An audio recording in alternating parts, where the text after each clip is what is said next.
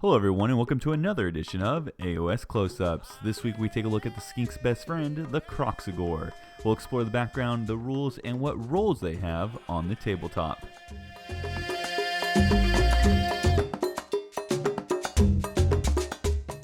Before the Age of Sigmar, the Age of Chaos, and even before the Age of Myth, there was the world before time.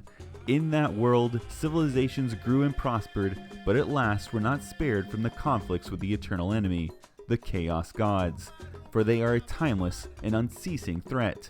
And though as ancient as Chaos is, they were not the only constant to grow and wane through these millennia, for even in the ancient past of the world before time, the Seraphon stood before the powers of Chaos at every turn, thwarting their perverse aims.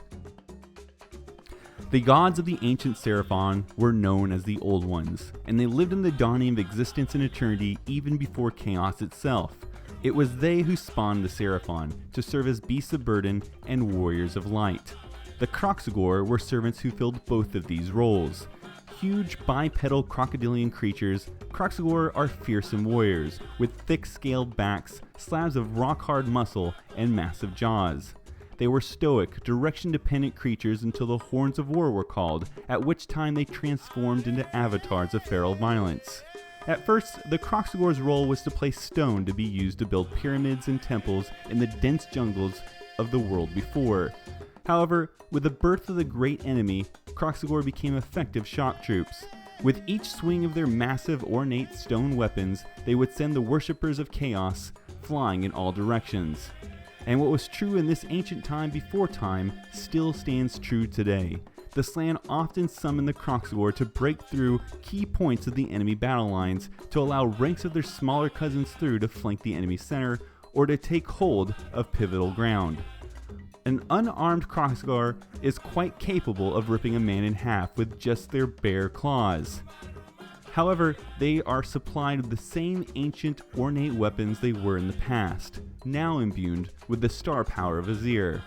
Armed so, ogres, chaos monstrosities, and even the wicked foundations of chaos strongholds will crumple to the swings of these heavenly but brutish weapons.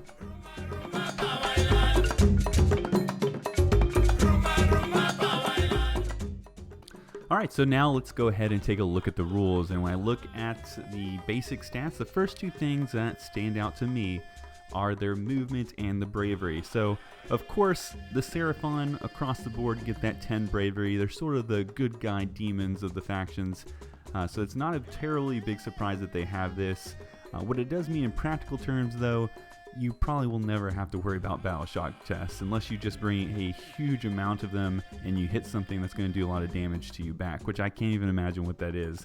Because when you bring just the minimum size unit of 3 and you get into combat and say you lost all 3, even if you wanted to pretend to take a battle shock test, it wouldn't be enough to hypothetically lose another one. So they're very strong there. They're going to have to be killed to the lizard, and that's going to make them work very well in the sense that they are also faster than a lot of the other things in the army.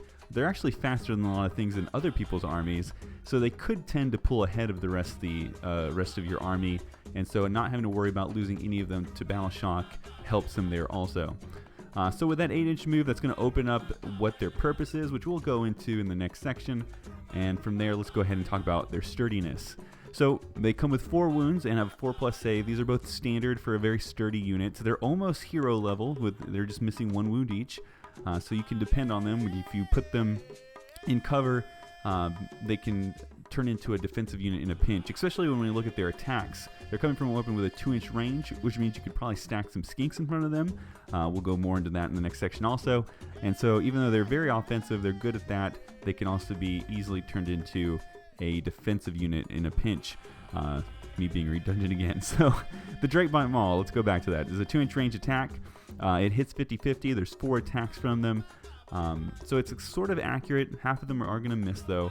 But it's reliable in the wounding at least, with a 3+ to wound. There is no Ren, but I think you balance that out with the 2 damage, so I think that's fair enough.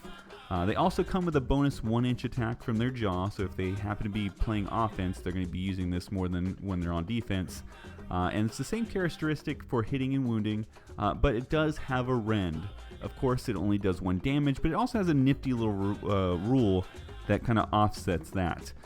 The rule is, on a roll to wound of a 6, you and your opponent will dice off.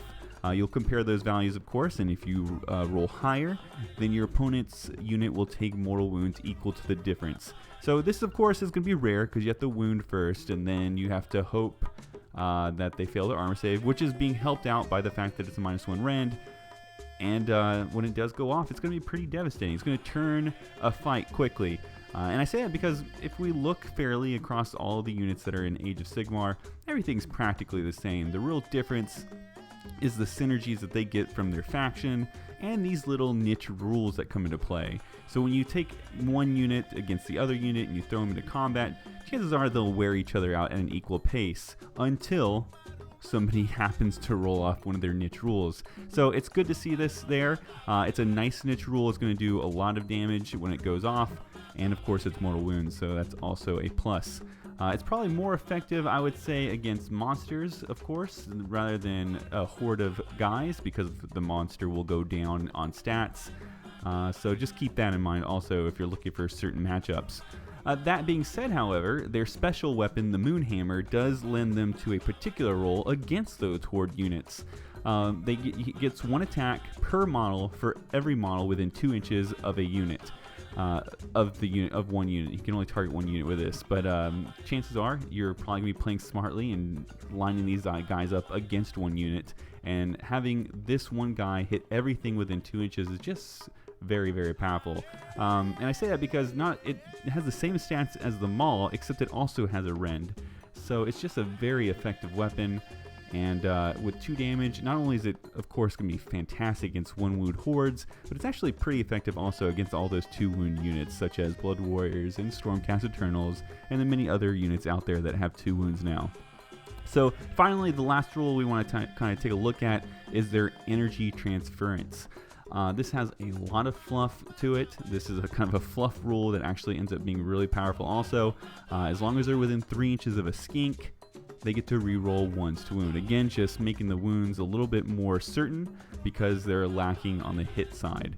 So, fantastic rule. I love it when they mix the fluff with some real rules that are going to help you out in the game tactically.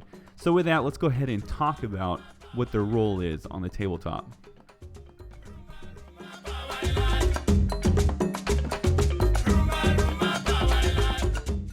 Alright, so let's go ahead and talk about their roles. Now, I think it's obvious to everyone out there that the Kroxigor are definitely going to excel against the infantry hordes, or any of those units that are 1 wound units, because they have so many attacks per Kroxigor that they have a special weapon that can generate so many attacks just based on the amount of models within 2 inches of them, and that any wound that does get through those saves is going to inflict 2 wounds.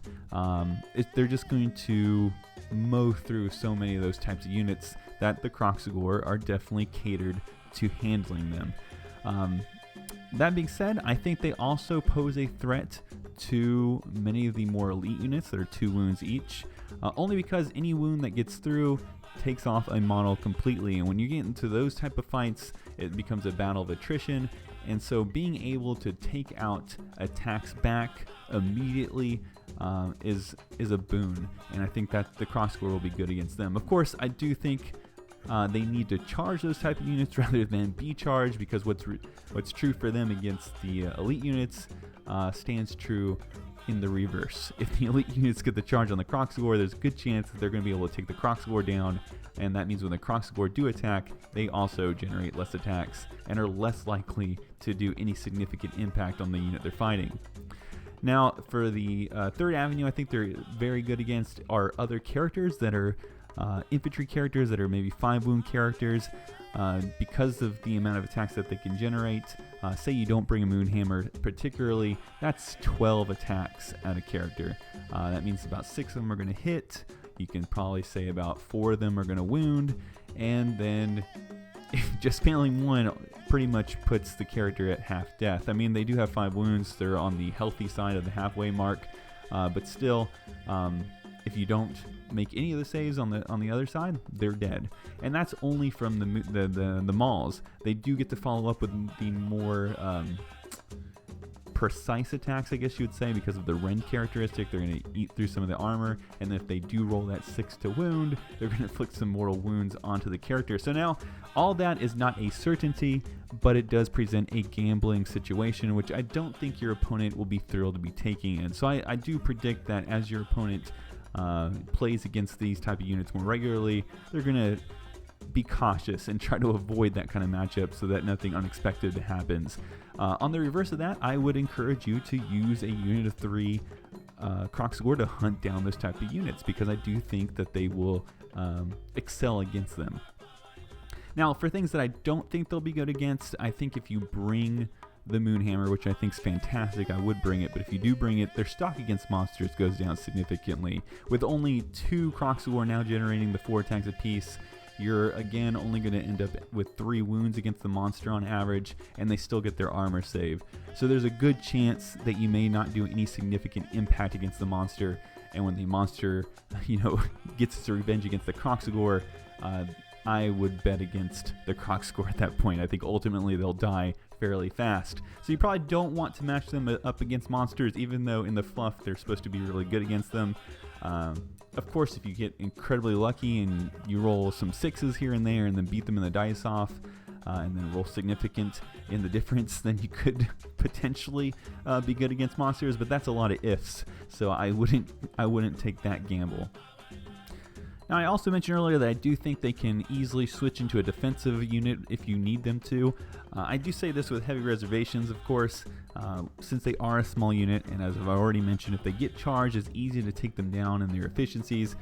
So I think what's key here is to support them with the right kind of unit, and it happens so that the right kind of unit is also a fluffy kind of unit, and that's to have some skinks. The skinks move at 8 inches, so they're perfect for the Kroxigor. They have a shooting ranged attack, which is a nice little thing to have around when you're going to use them defensively.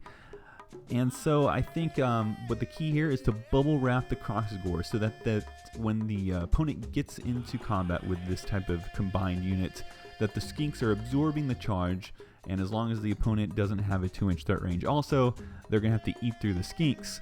In return, your Kroxigor are going to have a 2-inch range, so they should all be able to strike, and they'll be attacking as if they had charge. They're going to have their pure, full amount of attacks, and I think that's the best way to use them defensively. So, as a unit combined, they're both very fast. They can get into a position. The Kroxigor can sit in cover, holding an objective, while the skinks kind of pepper the enemy from afar. And when the opponent feels like they have to engage, they're going to be wasting their attacks against some skinks that ultimately don't matter, and the Kroxigor are going to strike back. Now, this, of course, isn't in a vacuum. I'm going to be assuming that the rest of the field, you're doing what you need to do with the rest of your units. They're not invincible on defense. They'll serve, like I mentioned earlier, in a pinch when necessary, but they're definitely not the toughest unit around. But they do have some flexibility, and in Age of Sigmar, that's always key. And that will conclude this episode of AoS Close Ups. Please like and subscribe. Feel free to comment below about what unit you'd like to see next, and thank you for watching.